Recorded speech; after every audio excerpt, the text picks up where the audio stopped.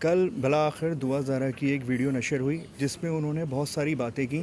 تو ہم آج ان کے والد صاحب سے بات کرنا چاہیں گے کہ اس ویڈیو میں جو انہوں نے باتیں کی ہیں اس میں کتنی صداقت ہے. بہت ساری باتیں ایسی ہیں جو نہ سمجھ میں آنے والی ہیں, تو ہم ان سے ذرا کنفرم کرنا چاہیں گے کہ آخر اس میں کتنی صداقت ہے. السلام علیکم. وعلیکم السلام. کل دعا کے جو ہے ایک سوشل میڈیا پہ ایک انٹرویو نشر ہوا ہے, اس میں انہوں نے بہت ساری ایسی باتیں کی ہیں جو کہ سمجھ میں نہیں آ رہی, تو آپ اس کے بارے میں کیا بولنا چاہیں گے؟ دیکھیں میں تو یہی سمجھا ہوں کہ ایک اسکرپٹڈ کویشچن آنسرس تھے. کویشچنز بھی اسکرپٹڈ تھے, آنسرز بھی اسکرپٹڈ تھے. اور چونکہ میرا موقف پہلے دن سے یہی ہے کہ بچی ان کے انفلوئنس میں انڈر پریشر ہے, وہ جو بولیں گے وہ اسی طرح, اور جو اسے بولا جائے گا وہ وہی رپلائی کرے گی. میرا کویشچن یہ ہے جی کہ آپ لوگوں کو پرمیشن کیوں نہیں دی جاتی؟ چلیں آپ لوگوں کا یہ کہہ دیا جائے گا کہ آپ لوگ کراچی میں ہو تو وہاں پہ بھی فیئر رپورٹرز بیٹھے ہوئے ہیں, ان لوگوں کو کیوں نہیں پرمیشن دی جاتی جا کے ایک جو ہے وہ بالکل ایک نیوٹرل انٹرویو کیا جائے؟ تو میں نہیں سمجھتا کہ وہ کوئی پرمیشن ملے. اس کی ریزن یہی ہے کہ انہیں یہ ڈر ہے کہ جو سچ ہے وہ کہیں سامنے نہ آ جائے. اچھا, ابھی آپ نے بتایا تھا کہ جو ہے ہم نے کورٹ میں بھی یہ کہا تھا کہ بھائی اگر کوئی ایسی بات ہے تو آپ مجھ سے بتائیں, ہم اس جا کے جو ہے وہاں پر رشتہ کرتے ہیں اور جا کے بات کرتے ہیں تاکہ شرعی لحاظ سے جو بھی قانوناً باتیں ہوتی ہیں اس کو ہم کریں. تو کیا یہ دوبارہ آپ کہنا چاہیں گے؟ دیکھیں, بات یہ ہے کہ ایک چیز جو ایک پہلے 10 دن ایک جس طریقے سے سرچ ہوئی, اگر یہ کوئی شریف فیملی ہوتی تو یہ اسی وقت بتا دیتی. جیسے انہوں نے کلیم بھی کیا کہ جی واٹس ایپ کے اندر دوسرے دن ہم نے نکاح نامہ بھیجا تھا, وہ سب فیک تھے. یہ جتنی اس چیز میں جتنی چیزیں نکلتی گئیں, پھر اتنے بڑے لیول کے اوپر سرچ ہوئی, آئی جی صوبے کا چینج ہوا, یہ لوگ ایک صوبے سے دوسرے میں, دوسرے سے تیسرے چوتھے. سب سے پہلا پوائنٹ جو میرے ذہن میں جو ہم لوگوں کے اوپر ہے, اور ہمارے پاس تو اس کی بہت ساری جو ہے وہ بھی تھی, اور ایک حاضر سروس منسٹر بھی یہی کہہ رہے ہیں کہ یہ گینگ اور مافیا ہے. ایک جو معزز جج صاحب تھے وہ بھی اسے ہیومن ٹریفکنگ کہہ رہے تھے, اور وہ باقاعدہ رپورٹ جو پولیس کی انہوں نے دیکھ کر یہ بات بولی تھی.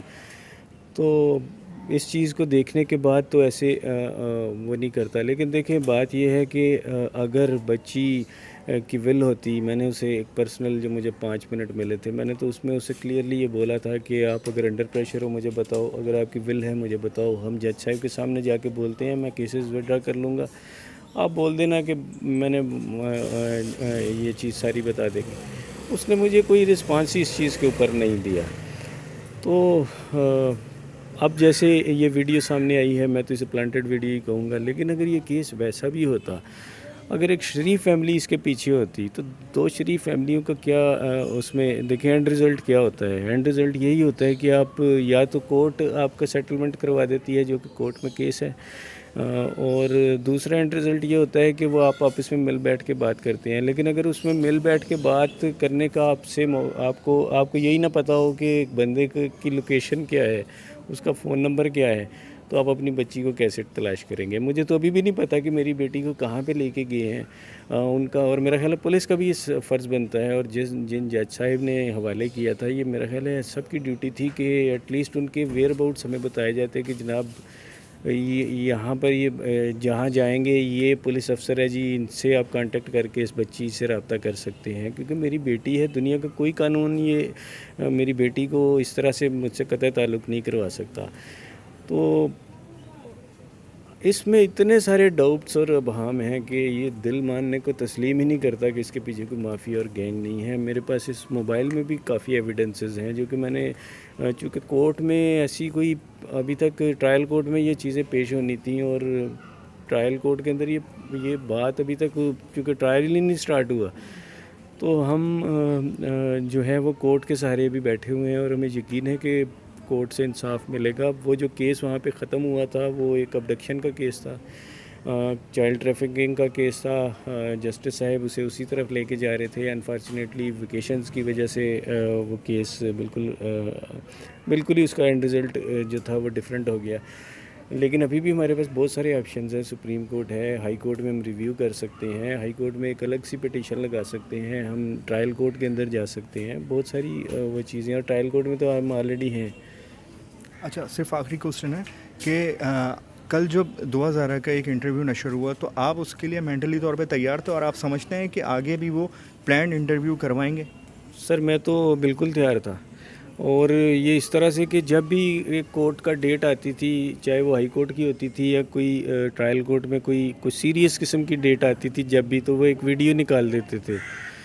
جیسے آپ نے 15 تاریخ کو دیکھا کہ 16، 18، 19 کو کورٹ کی ڈیٹس تھی، تو انہوں نے اس کو ڈائیورٹ کرنے کے لیے ایک ویڈیو نکالی. اس کے بعد بھی ایسے ہی ہوتا رہا، یعنی اس سے پہلے بھی ایسے ہی ہوا. تو ابھی بھی یہ وہی حرکت ہے، ڈائیورٹ کیا جا رہا ہے کہ ہم لوگ کورٹ سے نکل جائیں، اور کورٹ میں تو ہم ابھی بھی ہیں، اور کورٹ میں مجھے پورا یقین ہے کہ انصاف جو ہے وہ ملے گا. اللہ تعالیٰ کی ذات تو سب سے اوپر بیٹھی ہے، اللہ کا انصاف تو کوئی بھی نہیں روک سکتا. جی بہت شکریہ. ابھی ہم دعا زہرا کے والد سے بات کر رہے تھے. کل کے انٹرویو کے بعد ان کا بیان جو تھا وہ ہم نے ابھی ریکارڈ کیا ہے. ہماری بھی دعا ہے کہ جو بھی ہو دعا زہرا کے ساتھ وہ بہتر ہو.